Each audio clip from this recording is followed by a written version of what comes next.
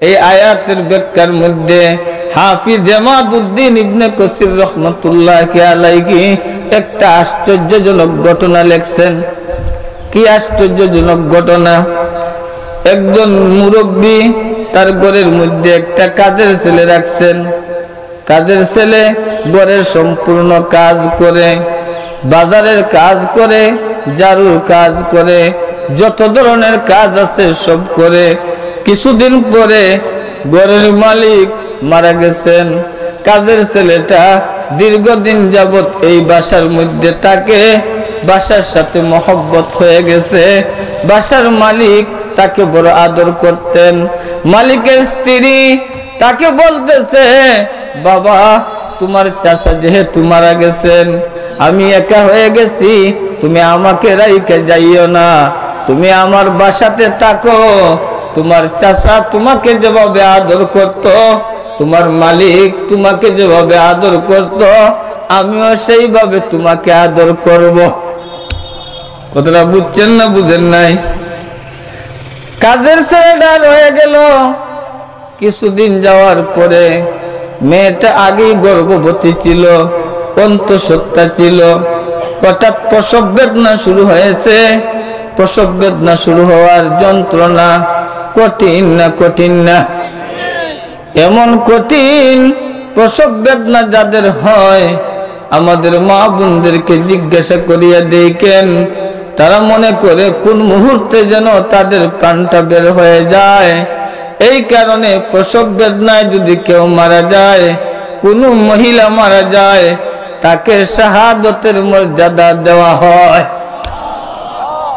প্রসব বেদনা শুরু হয়েছে। ঘরের মালিকা বলতেছে, বাবা আমার তো প্রসব বেদনা শুরু হয়েছে, তুমি বাজারে যাও, যাইয়া একটা ডাক্তার নিয়ে আসো, আমার জন্য ডাক্তার নিয়ে আসো। কাজের ছেলে ঘর থেকে বের হয়েছে। একটু হাঁটার পরে শুনতেছে তার কানের মধ্যে একটা আওয়াজ এসে লাগতেছে। কি আওয়াজ? এ ছেলে, তুমি যার জন্য ঘর থেকে বের হইছ, সে দুনিয়ায় এসে গেছে। সে একটা মেয়ে, মা মেয়ে সন্তান জন্ম দিছে। তবে শুনো, এই মেয়েটা এমন হবে, অন্তত 100 পুরুষের সাথে ব্যভিচার করবে। বলেন নাউজুবিল্লাহ। আবার এই মেয়েটাকে তার ঘরের কাজের ছেলে বিয়ে করবে, অর্থাৎ তুমি বিয়ে করবে। 3 নম্বর, এই মেয়ের মৃত্যু হবে মাখরের হাতে। কার হাতে? কথা বলেন, কার হাতে? মাখর খুব বড়, বাঘের মতো, একদম ছোট দুর্বল প্রাণী। মাখরের হাতে মৃত্যু হবে। এই 3টা কথা তার কানে যখন লাগছে, সে চিন্তায় পড়ে গেল। মেয়ে জন্ম নিল, সে আবার 100 পুরুষের সাথে ব্যভিচার করবে, আবার আমি তাকে বিয়ে করব, এটা তো হতে পারে না। এই মেয়েকে জীবিত রাখা যায় না, এই মেয়েকে হত্যা করার দরকার। সে বাজারে গেল, ধারালো একটা চাকু কিনে আনলো, ধারালো একটা চুরি কিনে আনলো, কাগজ দিয়া বাজ করে নিয়ে আসলো। যখন বাসার ভিতরে ঢুকছে, তার ঘরের মালিকা ছোট বাচ্চার মা বলতেছে, বাবা তোমার ফুটফুটে সুন্দরী একটা বোন জন্ম নিয়েছে, নেও তোমার কুলে নেও, আমি একটু বাথরুম থেকে আসি। কথাটা বুঝছেন না বুঝেন নাই? তার কুলে যখন শিশুটাকে পাইছে, সে সুবর্ণ সুযোগ মনে করেছে, এই তো সুযোগ যায় মেয়েটাকে জবাই করার, এই তো সুযোগ যায় মেয়েটাকে হত্যা করার। ছুরি বের করে, চাকু বের করে মেয়ের পেটটা কেটে দিল। আচ্ছা বুঝে থাকলে বলেন, কারো যদি পেট কেটে দেওয়া হয়, ওই লোকটা কি বাঁচবে? কথা বলেন, বাঁচবে? লক্ষ্য করে কথাটা শুনেন। ওই লোকটা তো বাঁচার কথা না, ওই লোকটা তো বাঁচার কথা না, যার পেট কাটিয়ে দেওয়া হয়েছে। আপনারা আমার দিকে তাকান, লক্ষ্য করে কথাটা শুনেন, মহব্বতের সাথে বলতেছি। অন্তর থেকে বলতেছি, কথাটা লক্ষ্য করে শুনেন, নতুবা পরের কথা বুঝতে পারবেন না। মেয়েটাকে সে পেট কাটলো, সে মনে করছে মেয়েটা মারা গেছে, সে পলায়ন করে পালাইয়া গেছে। মেয়েটাকে বিছানায় রাইখা মেয়ের মা বাথরুম থেকে বের হয়ে দেখে তার মেয়ের একদম পেট কাটা, মেয়েটা মরণাপন্ন অবস্থায়। মেয়ের মা একটা কাপড় দিয়ে পেটটা পেঁচাইয়া হসপিটালে নিয়ে গেল। ডাক্তার অপারেশন করলো, অপারেশন করার পরে মেয়েটা বেঁচে গেল। কত বুঝছেন না বুঝেন নাই? যাকে আল্লাহ বাঁচাতে চায় তাকে কেউ মারতে পারবে না, আর যাকে আল্লাহ মারতে চায় তাকে কেউ বাঁচাতে পারবে না। ঠিক কিনা বলেন? বেঁচে গেছে মেয়ে। বেঁচে যাওয়ার পরে মেয়েটা ধীরে ধীরে বড় হইতেছে। কাজের ছেলেটাও পালাইয়া গেছে, অন্য জায়গায় যাইয়া চাকরি করে। চাকরি করতে করতে করতে করতে ধীরে ধীরে একজন ধনী হয়ে গেছে, বিরাট বড় সম্পদশালী হয়ে গেছে। যখন বিশাল সম্পদের অধিকারী হয়েছে, তখন ওই ছেলেটা বাড়িতে ফিরছে। বাড়িতে ফিরে মাকে বলতেছে, মা, আমার সম্পদের অভাব নাই, আমার টাকার অভাব নাই, আমার পয়সার অভাব নাই, আমার অভাব শুধু একটা সুন্দরী স্ত্রীর। আপনি আমাকে বিয়ে করান, তবে শর্ত হইল দেশের সবচাইতে সুন্দরী মেয়ে আমি বিয়ে করব। আপনি তালাশ করেন সুন্দরী মেয়ে কোথায় পাওয়া যায়। কথা কি বুঝতেছেন? লক্ষ্য আছে কথার প্রতি। মা তালাশ করতে বের হইলেন। তালাশ করতে করতে ওই বাড়িতে গেলেন যে বাড়িতে সে চাকরি করত। কথাটা বুঝছেন না বুঝেন নাই? চাকরি করত যে বাড়িতে, ওই বাড়িতে গেলেন। যাইয়া দেখেন পরমা সুন্দরী একটা মেয়ে। মেয়ের মাকে জিজ্ঞাসা করলেন, ও আমার বোন, আপনার এই মেয়েটা একা না আরো কোনো মেয়ে আছে? মেয়ের আম্মা বলতেছে, আমার মেয়েটা একা, তার কোনো আর ভাইও নাই, বোনও নাই। এই ছেলের আম্মা বলতেছে, ও আমার বোন, আপনার একমাত্র মেয়ে, আমারও একমাত্র ছেলে।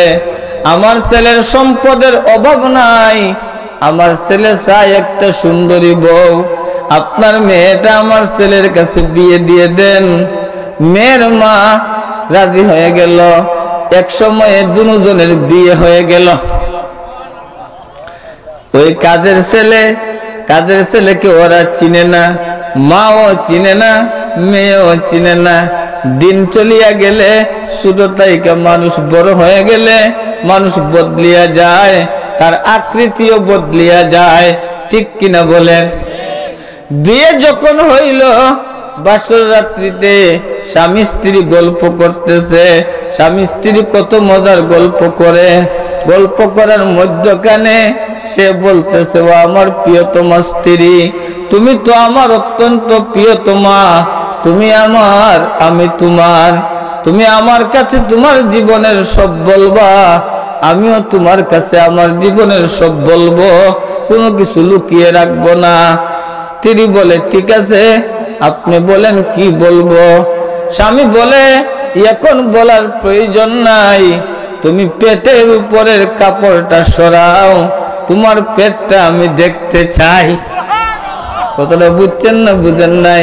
কারণ তার তো সন্দেহ যে কথাটা আমার কানে লাগছে, এই কথাটা তো ঐশী বাণী, এই ঐশী বাণী তো মিথ্যা হতে পারে না, পরীক্ষা করার দরকার।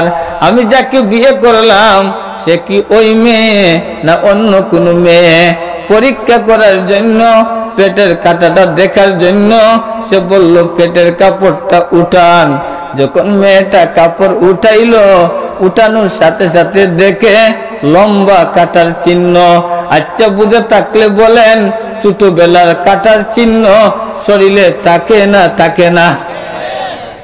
সে বলল, আমার প্রিয়তমা স্ত্রী, তোমার এই পেটের মধ্যে লম্বা কাটার চিহ্ন কোথা থেকে আসলো?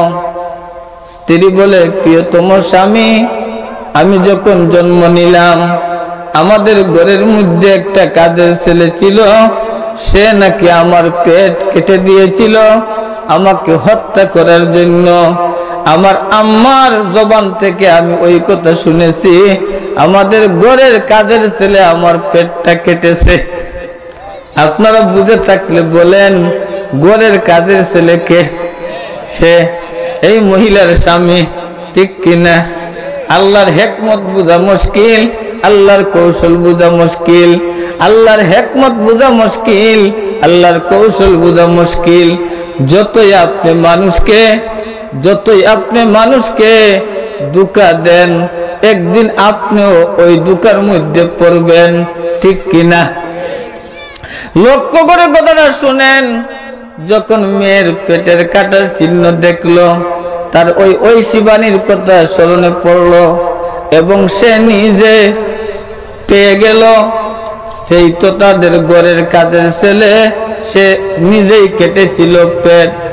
বলতেছে, প্রিয় তোমার স্ত্রী, ঠিক আছে, তোমার কাজের ছেলে তোমার পেট কেটেছে, এখন একটা কথা আমি জিজ্ঞাসা করব, তুমি কি সত্য বলবা? মেয়েটা বলে, অবশ্যই সত্য বলবো, আপনার কাছে কোনো কিছু লুকাবো না। সে বলে, ঠিক আছে, তাইলে বলো, এই পর্যন্ত তোমার কতজন পুরুষের সাথে সাক্ষাৎ হয়েছে? মেয়ে বলে, আমার এই পর্যন্ত মোটামুটি 100 পুরুষের সাথে সাক্ষাৎ হয়েছে। নাউজুবিল্লাহ বলে, নাউজুবিল্লাহ। কতটা বুঝছেন না বুঝেন নাই? তাইলে ঐশী বাণীটা পাওয়া গেল না গেল না? হাফিজ ইমাদউদ্দিন ইবনে কাসির রাহমাতুল্লাহি আলাইহি এই আয়াতের ব্যাখ্যার মধ্যে, তাফসীরে ইবনে কাসিরের মধ্যে এই আশ্চর্যজনক ঘটনা আনছেন। আমি বারবার এইটা মুতালা করেছি আশ্চর্যজনক ব্যাপার হিসাবে।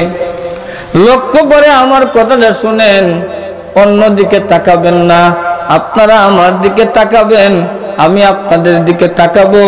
আল্লাহ আমাদের মধ্যে মহব্বত ঢেলে দিবে, সময় কিভাবে যাইবে টের পাবেন না, ঠিক কিনা? दिल की दर्दों ने हर दर्दों की दवा की, दिल की दर्दों ने हर दर्दों की दवा की, इश्क की मुश्किल ने हर मुश्किलों को आसा की। दर्द सदर किससे कहो, कोई तो गमखार नहीं, ऐ खुदा तेरे सिवा कोई तो मददगार नहीं। हुस्न जाहिर व हुस्न बातिन से सतूदह कर हमें इमदाद अल्लाह, वक्त है इमदाद का, कर हमें इमदाद अल्लाह, वक्त है इमदाद का। আল্লাহর ওলিরা লক্ষ্য করে কথাটা শুনেন। সে বলল, ঠিক আছে, মানলাম, তুমি 100 পুরুষের সাথে সাক্ষাৎ করেছ, আমি সব ক্ষমা করে দিলাম, যা পিছনে গেছে পিছন তোমার ক্ষমা। এখন থেকে আমার সাথে সংসার করবা, আমি তোমার সাথে সংসার করব। তবে তোমাকে একটা কথা আমি বইলা রাখি, তোমার মৃত্যু হবে মাখরের হাতে। কার হাতে? মাখরের হাতে। স্ত্রী বলে, কি বলেন? আমার মৃত্যু হবে মাখরের হাতে। সে বলে, তুমি যখন জন্ম নেওয়ার সময় তোমার আম্মা আমাকে ডাক্তার আনতে পাঠাইছিলেন, আমি তোমার ঘরের কাজের ছেলে, আমি ডাক্তার আনতে যাব, তখন আমার কানের মধ্যে একটা ঐশী বাণী পৌঁছে গেছে। কি ঐশী বাণী? বলা হচ্ছে, তুমি নাকি দুনিয়ায় এসে গেছো, তবে তুমি এমন মেয়ে যে নাকি 100 পুরুষের সাথে সাক্ষাৎ করবা। 2 নম্বরে তুমি তোমার কাজের ছেলের কাছে বিয়ে বসবা। এই 2টা তো আমি পেয়ে গেলাম। 3 নম্বরে আমার কানের মধ্যে পৌঁছেছিল, তোমার মৃত্যু হবে মাখরের হাতে। কার হাতে? তোমার পেটের কাটার চিহ্নটা এইটা আমার এই কাটার চিহ্ন। আমি তোমার পেট কেটেছিলাম, আমি তোমার কাজের ছেলে। 2 নম্বরে তুমি স্বীকারোক্তি করেছ, তুমি 100 পুরুষের সাথে সাক্ষাৎ করেছ, তাও সত্য পাইলাম। এই 2টা যখন সত্য হইল, তাইলে 3 নম্বরটাও সত্য, তোমার মৃত্যু হবে মাখরের হাতে। কার হাতে বলেন, কার হাতে? স্ত্রী বলে, স্বামী আপনার তো টাকার অভাব নাই, আপনার তো পয়সার অভাব নাই, আপনি আমার জন্য একটা উঁচু বিল্ডিং বানান, সুন্দর বিল্ডিং বানান, নিশ্চিদ্র বিল্ডিং বানান, যে বিল্ডিং এর মধ্যে পোকা মাকড় তো ঢুকার কথা, কোনো মাছি পর্যন্ত যেন ঢুকতে পারে না, এমন ক্লিন পরিষ্কার করে একটা বিল্ডিং বানান। এই বুরুজ মুসাইয়াদা, কঠিন একটা বিল্ডিং বানান, যে বিল্ডিং এর মধ্যে মাকড় পৌঁছতে পারে না। স্বামী স্ত্রীর জন্য অনেক কিছু করে না, কথাটা বলেন, করে না। আমরা যে কোরআনের মজলিসে এসেছি, আমাদের কাপড় তো স্ত্রীরা দৌত করে দিছে, ঠিক কিনা?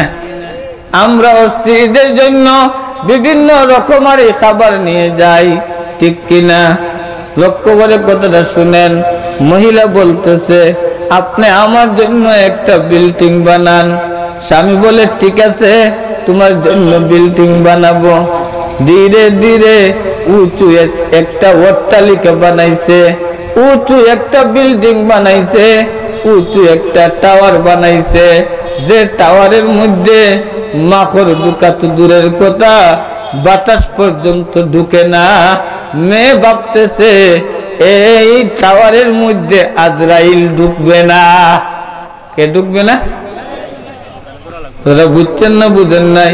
এই যে মাহফিল, এইটা বরকতি মাহফিল। কেমন বরকতি মাহফিল? আপনারা বসার সাথে সাথে আপনাদের ছোট ছোট গুনাহ, অর্থাৎ সগীরা গুনাহ মাফ হয়ে গেছে।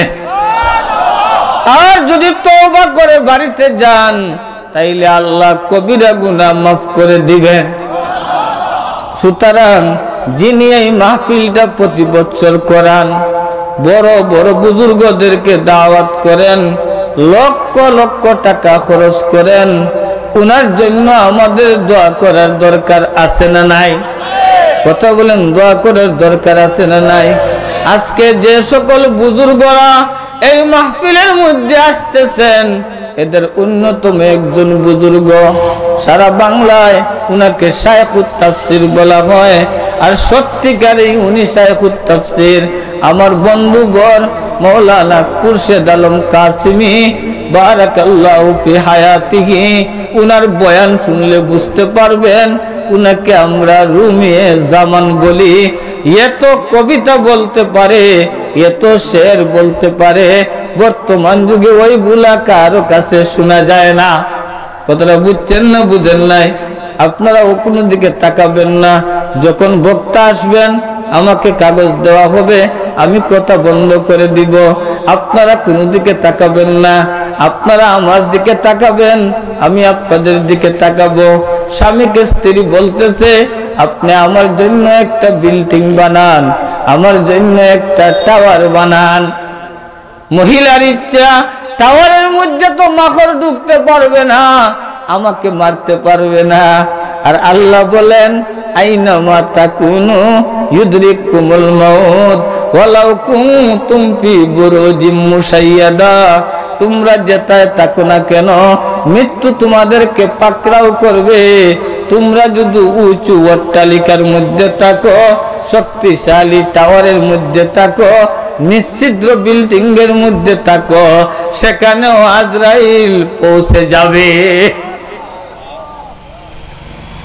স্ত্রীর কথায় উঁচু বিল্ডিং বানাইছে, নিশ্চিদ্র বিল্ডিং বানাইছে, যে বিল্ডিং এর মধ্যে মাকড় ঢুকা দূরের কথা, কোনো মশা মাছিও ঢুকে না।